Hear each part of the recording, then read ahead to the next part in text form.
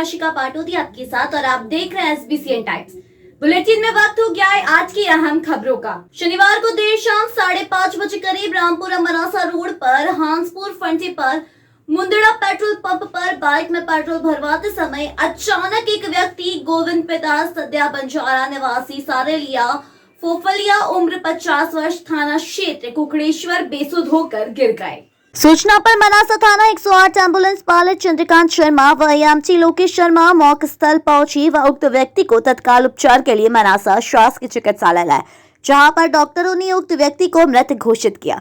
डॉक्टरों ने बताया कि अचानक साइलेंट अटैक आने से उक्त व्यक्ति की मौके पर ही मौत हो चुकी थी। हिंदू राष्ट्र की परिकल्पना के लिए महामंडलेश्वर द्वारा एक यात्रा ऊर्जा धाम राजाराम सरकार से 5 जून से प्रारंभ होकर 5 जुलाई को भोपाल में पहुंचकर समापन होगी। यात्रा का आगमन आज मंदसौर में हुआ। महामंडलेश्वर योगी हितेश्वर नाथ वृंदावन के दर्शन के लिए नगर के प्रबुद्ध सनातनी पशुपतिनाथ परिसर पहुंची। महामंडलेश्वर मीडिया से मुखातिब होते हुए कहा कि भारत हिंदू राष्ट्र था, हिंदू राष्ट्र है, हिंदू राष्ट्र रहेगा। इस देश के लिए सनातन संस्कृति का प्रचार कर रहा हूं और सनातनियों को जगाने का कार्य कर रहा हूं। साथ ही महामंडलेश्वर गौ माता को राष्ट्रीय पशु घोषित किए जाने की बात के साथ मठ मंदिरों पर से शासन प्रशासन का कब्जा हटाकर मठ मंदिरों को सनातनियों को सुपुर्द करना चाहिए, ताकि सनातनी मठ मंदिरों के माध्यम से सनातन धर्म का प्रचार कर सके और हमारी संस्कृति के बारे में आज की युवा पीढ़ी का मार्गदर्शन कर सके। हिंदू राष्ट्र के लिए यात्रा कर रहा हूँ क्योंकि ये देश हिंदुओं का है, इसलिए यात्रा कर रहा हूँ। हिंदुओं का था, हिंदुओं का है, हिंदुओं का रहेगा। ये देश किसी और का है ही नहीं। इस देश के लिए सनातन संस्कृति का प्रचार कर रहा हूँ, सनातनियों को जगा रहा हूँ। यात्रा 5 तारीख से शुरू हुई है, 5 जून से, और 5 जुलाई को यात्रा का भोपाल में समापन होगा। कहाँ से चालू हुई? ओरछा धाम राजाराम सरकार, वहाँ से शुरू हुआ। मेन उद्देश्य क्या है आपका? भारत को हिंदू राष्ट्र बनाना है। इसके अलावा अन्य मुख्य मुद्दे भी हैं, जैसे बेटी बचाओ बेटी पढ़ाओ, गौ संरक्षण होना चाहिए, गौ माता की गौ को राष्ट्रीय पशु घोषित करना चाहिए, जनसंख्या कानून बनाना चाहिए, मठ मंदिर की रक्षा होनी चाहिए। जिस प्रकार कोरोना काल के अंदर हमारे मठ मंदिर के पुजारी भूखे मर रहे थे, लेकिन दूसरे धर्म के लोगों को उनको तो आप सैलरी देते हो 15,000 18,000, इनको क्यों नहीं देते? इनको भी देनी चाहिए। और जितने भी हमारे मठ मंदिर हैं वो सारे सरकार के सरकार का उसमें कोई वो नहीं होना चाहिए, सरकार का बिल्कुल उसमें कोई वो नहीं चाहिए। वो सिर्फ अगर सनातनियों के तो सनातनियों के लिए हैं, ताकि ये लोग अपनी सेवा करें, मंदिरों का भव्य निर्माण करें, मंदिरों से धर्मार्थ के काम हों, तभी हो पाएंगे, तभी खुद स्वतंत्र होंगे। अब सरकार ऊपर से गड़ी हुई है तो क्या कर पाएंगे? तो मंदिर जितने भी हैं वो सब बिल्कुल फ्री होल्ड होने चाहिए, सनातनियों के हाथ में होने चाहिए। और जितने भी मंदिर ऐसे हैं जिन पर पूजा पाठ नहीं होता उनका जीर्णोद्धार होना चाहिए। तो कई सारे मुख्य विषय हैं जिन पर मैं काम कर रहा हूँ। और एक सामाजिक समरसता, एकात्म मानव दर्शन, ये मेरी यात्रा है। मेरी मांग किसी नेता से मैं कर नहीं सकता। क्यों? नेता मेरी मांग कभी पूरी नहीं करेंगे। मैं अपने राष्ट्र चेतना का मतलब है कि राष्ट्र में रहने वाले जो मेरे युवा लोग हैं, जो मेरे माता पिता हैं, जो मेरे भाई बंधु हैं, इन सब की चेतना को जगाना, इनको जगाना है। ये लोग जागेंगे तो अपने आप होगा। लेकिन बस हमारे हिंदुओं में एक ही कमी है कि संगठित नहीं है। अगर संगठित हो जाएंगे तो देश दिन हिंदू राष्ट्र बन जाएगा। तो मैं इनको जगा रहा हूँ कि जागो जागो जागो, जल्दी से जाग जाओ, वरना अगर आपको अच्छा समय देखना है तो आप जाग जाओ, वरना जैसी इनकी मर्जी। क्योंकि आने वाला समय इतिहास पुनरावृत्ति कर रहा है। हम लोग 135 से 145 करोड़ हो गए। मुसलमानों ने कोरोना काल में सिर्फ बच्चे पैदा किए और कुछ नहीं किया, और सनातनियों ने सिर्फ धर्म की सेवा करी, गरीबों की सेवा करी, अन्नदान किया, इतना महादान किया। लोगों की ज़रूरतें जितनी थी गरीबों की, मंदिरों से घरों से लोगों ने सुचारू रूप से व्यवस्था चलाई, कैसे भी किया। विश्व हिंदू परिषद ने बहुत सेवा करी। लेकिन मैं ये कहना चाहता हूँ, मुसलमानों ने क्या किया? उन्होंने सिर्फ बच्चे पैदा किए, इसीलिए देश की आबादी 135 से 145 करोड़ हो गई। डैड, ये हमको जानना होगा कैसे हुई। तो इसलिए बहुत चीज़ें हैं। शिक्षा इस देश की नींव होती है।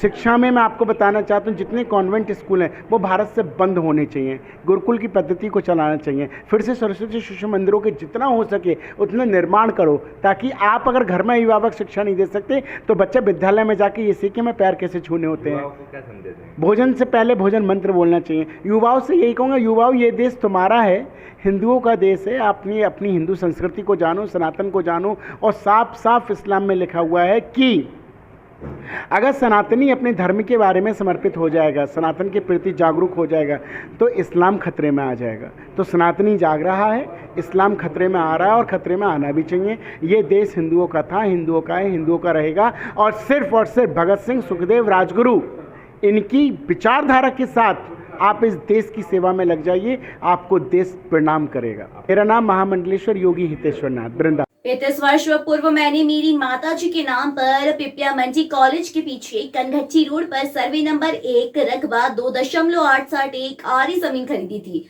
उसका नामांतरण कमिश्नर, बंदोबस्त अधिकारी व तहसील में हुआ।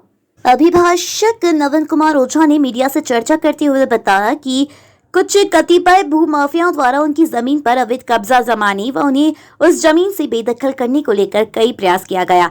सालग्राम की रजिस्ट्री होने पर उसके नामांतरण की याचिका, जिसका प्रकरण क्रमांक MP 0268 है, 17 सितंबर 2019 को उच्चतम न्यायालय इंदौर खंडपीठ ने खारिज कर दिया है। उसके बाद भी सालग्राम द्वारा प्रशासन पर दबाव बनाकर नामांतरण कराने का अनुचित प्रयास किया जा रहा है। मैं प्रशासन से अनुरोध करना चाहता हूं कि मेरा नामांतरण किया जाए व मेरी जान माला की रक्षा की जाए। समस्या है कि जब से चला आ रहा है तो ओझा साहब के पास में अभी फिलहाल इन्हीं का कब्जा है। अभी जो बात बताई हाई कोर्ट से कमिश्नर तक का, यहाँ पर तहसीलदार तक का, तो ये अगर इनका नामांतरण नहीं होने का कारण बता है और उसमें जो है ये चल रहे, ये ज़मीन माफिया अपने ये जो है ओझा साहब की ज़मीन हड़पना चाहते हैं, ये कानूनन अपराध है। मैं पिपला मंडी में 35 वर्षों से मैंने 2 हेक्टेयर 871 आरी ज़मीन मेरी माँ के नाम पर खरीद रखी थी। उसका नामांतरण कमिश्नर के वहाँ से हुआ, बंदोबस्त अधिकारियों ने मेरा नामांतरण किया, तहसीलदार के यहाँ भी मेरा नामांतरण हुआ।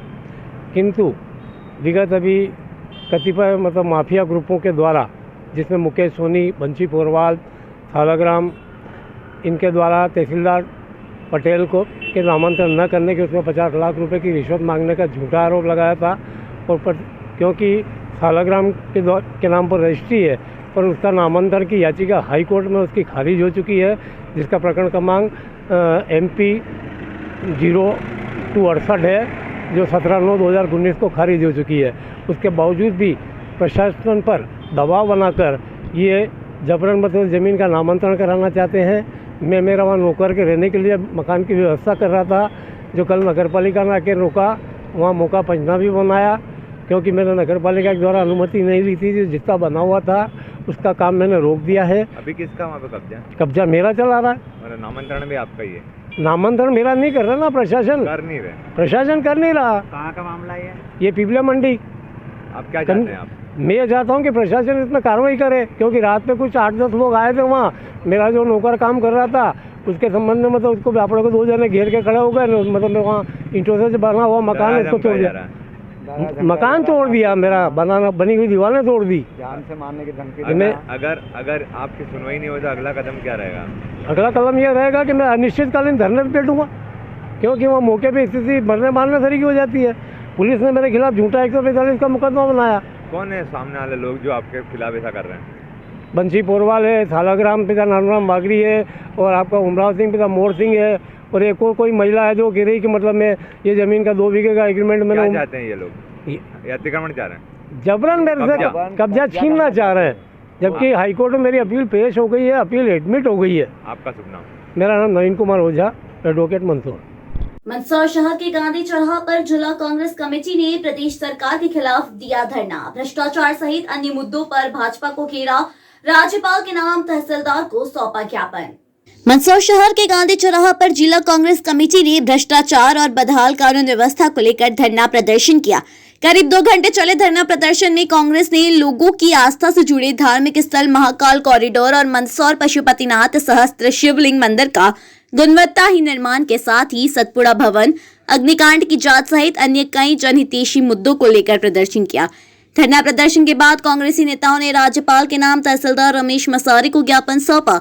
शहर कांग्रेस अध्यक्ष राघवेंद्र सिंह तोमर ने बताया कि मंदसौर जिले सहित पूरे देश में महिलाओं के साथ अत्याचार, लूट, हत्या की घटनाएं बढ़ रही है। देश में भ्रष्टाचार और बदहाल कानून व्यवस्था को लेकर आज जिला कांग्रेस कमेटी द्वारा यह धरना प्रदर्शन किया गया है। कांग्रेस कमेटी के अध्यक्ष पूर्व मुख्यमंत्री माननीय कमलनाथ जी के नेतृत्व में पूरे मध्य प्रदेश में भारतीय जनता पार्टी के भ्रष्टाचार के खिलाफ आज ये आंदोलन किया जा रहा है, जंगी प्रदर्शन किया जा रहा है। जिला कांग्रेस के नेतृत्व में धरना आयोजित किया गया है, जिसमें महाकाल लोक में जो भ्रष्टाचार हुआ है, जो पशुपतिनाथ मंदिर के निर्माण में जो भ्रष्टाचार हुआ है, मंदसौर जिले में और पूरे प्रदेश में जिस तरीके से लूट, हत्या, डकैती और महिलाओं के ऊपर जो अत्याचार हो रहे हैं, इन सारी मांगों को इनके विरोध में आज यहाँ जिला कांग्रेस के नेतृत्व में धरना दिया गया है। और इस धरने के माध्यम से ये संदेश दिया जा रहा है कि शिवराज सिंह चौहान होश में आ जाओ, आने वाले चुनाव में जनता आपको उखाड़ फेंकेगी। और जिस तरीके से आपके पूरे नेतृत्व में मध्य प्रदेश भ्रष्टाचार में नंबर 1, महिलाओं पर अत्याचार में नंबर 1, बालिकाओं के साथ अत्याचार में नंबर 1 पे आ गया है, ये बहुत दुर्गति की ओर ले जा रहे हो आप। आपको इस धरने के माध्यम से संदेश दिया जा रहा है, आगाह किया जा रहा है कि भ्रष्टाचारियों को संरक्षण देना बंद कीजिए। आने वाले चुनाव में जनता आपको इसका बहुत करारा जवाब देगी और कांग्रेस का कार्यकर्ता मैदान में आ चुका है और कमलनाथ जी के नेतृत्व में सरकार बनने जा रही है। मंदसौर जिला होमगार्ड टीम द्वारा शहर के पशुपतिनाथ शिवना तट पर एनसीसी, एनएसएस और स्कूली विद्यार्थियों को बाढ़ आपदा से निपटने का प्रशिक्षण दिया गया। जिला होमगार्ड कमांडेंट और उनकी टीम के द्वारा यह प्रशिक्षण दिया गया। जानकारी अनुसार होमगार्ड डीजी व जिला कलेक्टर के निर्देश पर जिला होमगार्ड कमांडेंट की टीम द्वारा मंदसौर के पशुपतिनाथ शिवना नदी किनारे एनसीसी, एनएसएस और स्कूली विद्यार्थियों को बाढ़ आपदा से निपटने का प्रशिक्षण दिया गया। इसमें बच्चों को बताया गया कि कैसे बाढ़ के समय में खुद को और बाढ़ पीड़ितों को बचाया जा सकता है। हर प्रकार की बारीकियां इस प्रशिक्षण में होमगार्ड कमांडेंट की टीम द्वारा बच्चों को बताई गई। प्रशिक्षण के दौरान बड़ी संख्या में एनसीसी, एनएसएस और स्कूल विद्यार्थी मौजूद रहे और सभी विद्यार्थियों ने बड़ी गंभीरता से प्रशिक्षण प्राप्त करते हुए बाढ़ आपदा से निपटने के उपाय सीखे। 24 जून को डिस्ट्रिक्ट डीजी होमगार्ड के निर्देश पर माननीय कलेक्टर साहब के नेतृत्व में और डिस्ट्रिक्ट होमगार्ड कमांडेंट धर्मराज जी वर्मा साहब के नेतृत्व में आज स्काउट गाइड, एनसीसी, एनएसएस और स्कूली विद्यार्थियों को एक डिजास्टर का डेमो दिया गया। किस प्रकार से बाढ़ आपदा में बच्चों को जो रेस्क्यू टीम होती है, किस प्रकार से वो टीम उस रेस्क्यू को करती है और क्या क्या सेफ्टी रखना चाहिए और किस प्रकार से अपने जो छोटे छोटे साधन हैं, घरेलू साधन, उससे बाढ़ से बचाव हो सकता है। जैसे डब्बे से आपकी जो कोको कोला की और ये जो पानी की बोतलें हैं, उससे किस प्रकार से अपन बचाव कर सकते हैं, इसकी जानकारी जिला होमगार्ड और स्टेट डिजास्टर टीम के द्वारा पशुपतिनाथ पर जो शिवना नदी है वहाँ पर दी गई थी। और नाव के द्वारा किस प्रकार से रेस्क्यू किया जाता है, विक्टिम को किस प्रकार से बचाया जाता है, उसकी जानकारी आज हमारे डिस्ट्रिक्ट होमगार्ड कमांडेंट वर्मा साहब के द्वारा उनकी पूरी टीम के द्वारा दी गई। उसमें प्लाटून कमांडर रबी काजी साहब और संदीप भंवर साहब के पूरी टीम जो थी उसमें थी।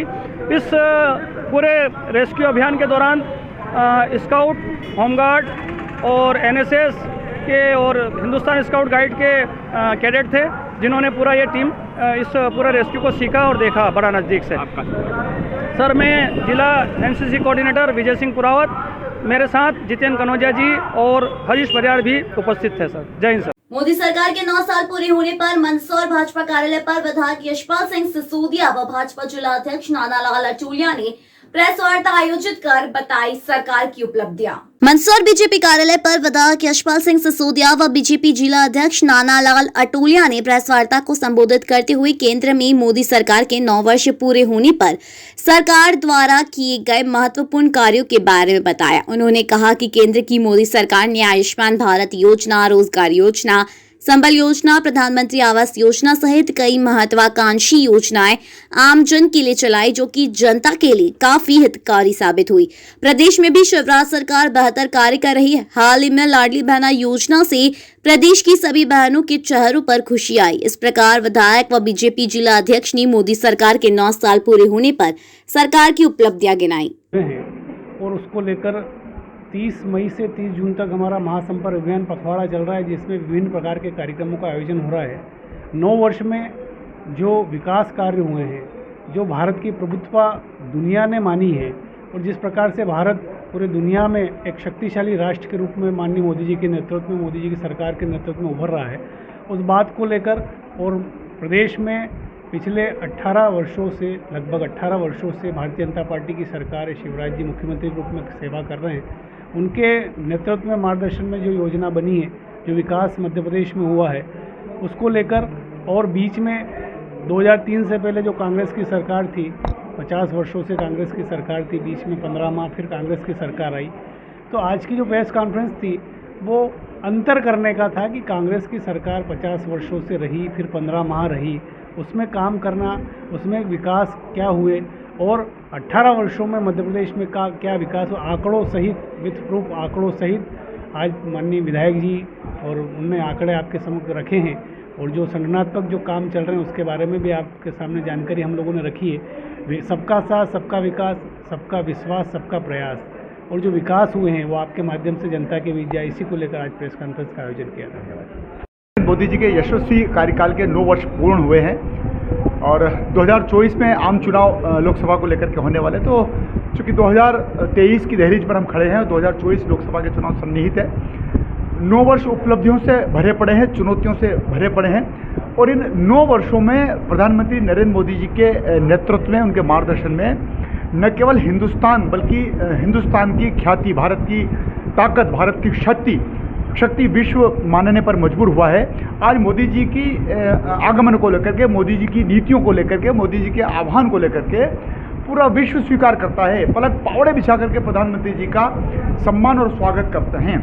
ऐसे प्रधानमंत्री जी के 9 वर्षों में जो आशातीत सफलता मिली है, 370, 3 तलाक, राम मंदिर का निर्माण, कोरोना की चुनौतियां, इंफ्रास्ट्रक्चर, अधोसंरचना विकास, कृषि के क्षेत्र में, हमारी सुरक्षा के क्षेत्र में, विदेश नीति के क्षेत्र में, आंतरिक और बाहरी क्षेत्र में आतंकवादियों का सफाया, सर्जिकल स्ट्राइक, ऐसे अनेक ऐसे उल्लेखनीय काम हैं जिनको अगर मैं गिनूंगा तो विस्तार से बड़ा मेरा साक्षात्कार हो जाएगा।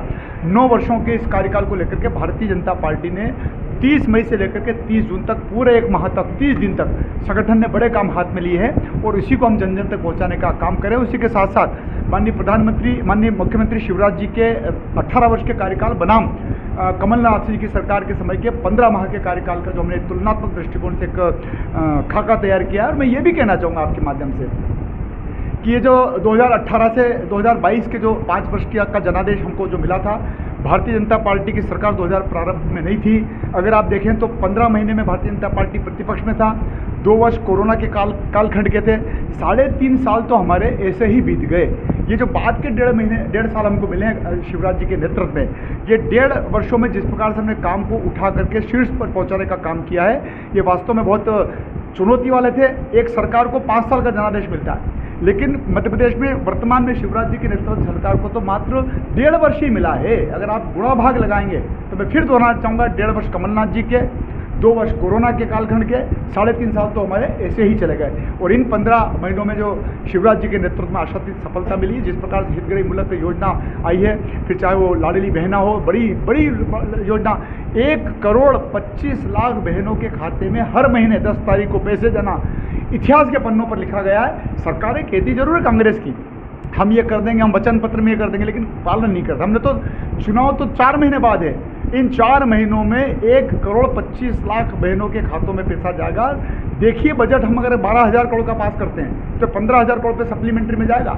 और प्रधानमंत्री नरेंद्र मोदी जी जहां किसान योजना, 1,25,00,000 बहनों के खाते में हर महीने 10 तारीख को पैसे देना, इतिहास के पन्नों पर लिखा गया है। सरकारें कहती जरूर है कांग्रेस की, हम ये कर देंगे, हम वचन पत्र में ये कर देंगे, लेकिन पालन नहीं करते। हमने तो चुनाव तो 4 महीने बाद है, इन 4 महीनों में 1,25,00,000 बहनों के खातों में पैसा जाएगा। देखिए बजट हम अगर 12,000 करोड़ का पास करते हैं तो 15,000 करोड़ पे सप्लीमेंट्री में जाएगा।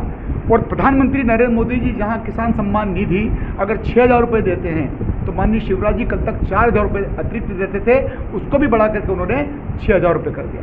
महिलाओं के लिए जो आपने बताया कि पहले 1,500 रुपये की बात कमलनाथ जी कर रहे हैं, लेकिन अभी अपनी जो 60 वर्ष से महिला जो हैं वृद्धा, उनको अभी भी वो 600 रुपये आए। नहीं, आपने अच्छा प्रश्न किया, जानकारी आपके माध्यम से, मीडिया के माध्यम से पहुंचना चाहिए। तमाम प्रकार के वे पेंशनधारी जो बुजुर्ग हैं, जो परित्यक्ता महिला है, जो दिव्यांग है और जो कल्याणी हैं, कल्याणी मतलब विधवा, इन चारों के जो 600 रुपये मिलते थे, हमने उनको 1,000 रुपये कर दिए है।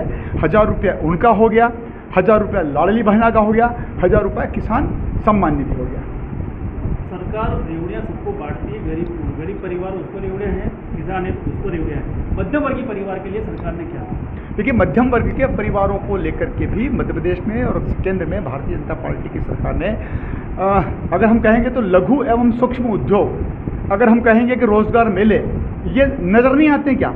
अगर मंदसौर ज़िले में ही हमने सैकड़ों लोगों को रोज़गार दिया हो, ये मध्यम परिवार को हमने लाभान्वित करने का काम किया है। अगर हम बात करेंगे तो जो मध्यम परिवार का जो नीचे का जो हमारा व्यापारी व्यवसायी है, विशेष करके सड़क पटरी पर बैठने वाला, उसको स्टार्ट योजना के अंतर्गत हमने आगे बढ़ाने का काम किया, स्ट्रीट वेंडर का आगे बढ़ाने का काम किया, और साथ साथ में हमने मध्यम परिवार के तमाम लोगों के लिए भी वही योजना लागू की है जो आवश्यकता। देखिए, ये कहना कदापि उचित नहीं कि मध्यम परिवार के लिए कुछ नहीं करती। आपका परिवार मध्यम परिवार है, आपके परिवार में अगर 5 लोग हितग्राही मूलक योजनाओं को प्राप्त कर रहे हैं, वो लाभान्वित नहीं हो रहे हैं क्या? अगर आपका बेटा कॉलेज में पढ़ने जा रहा है और उसको अगर सरकार मदद करती है, आपका बेटा यदि डॉक्टर बन रहा है, आपका बेटा यदि इंजीनियर पढ़ने जा रहा है, वो संख्या नज़र नहीं आ रही। हमने देखिए लाडली लक्ष्मी से लेकर के हमने लाडली बहना तक की यात्रा तय करी है। क्या सामान्य वर्ग का और मध्यम परिवार का व्यक्ति कन्यादान विवाह योजना में 51,000 रुपये की राशि प्राप्त नहीं कर रहा है? अगर हम बात करेंगे तो टोल बूथों पर काम करने वाले लोग, फिर विंड पावर हो चाहे सोलर ऊर्जा हो, इस पर सरकार जिस प्रकार से निवेशकों को लाती है, क्या वहाँ पर मध्यम परिवार के व्यक्ति को रोजगार नहीं मिल रहा है क्या? रोजगार के अनेक और 1 लाख भर्ती हमने करी है, कौन सा परिवार लाभान्वित होगा? मध्यम परिवार का व्यक्ति ही लाभान्वित होगा। नारायण सेवा संस्थान मनासा द्वारा शासकीय चिकित्सालय में रखा गया विशाल नेत्र रोग जांच शिविर, 353 मरीजों की आंखों की हुई जांच। नारायण सेवा संस्थान मनासा द्वारा रविवार को सुबह 10 बजे से दोपहर 2 बजे तक विशाल निशुल्क नेत्र रोग जांच शिविर का आयोजन रखा गया। शिविर में गोमाबाई नेत्रालय नीमच के सहयोग आंखों से पीड़ित मरीजों की आंखों की जांच निशुल्क की गई। शिविर में कुल 353 मरीजों की आंखों की जांच हुई, जिसमें मोतियाबिंद ऑपरेशन के लिए 157 मरीज चयनित किए गए, जिन्हें ऑपरेशन के लिए गोमाबाई नेत्रालय नीमच भेजा जाएगा। शिविर के नगर सहित आसपास क्षेत्र में बड़ी संख्या में लोगों ने पहुंच शिविर का लाभ लिया। अहम खबरों में आज के लिए इतना ही। देश और प्रदेश की खबरों के लिए देखते रहिए SBCN टाइम्स।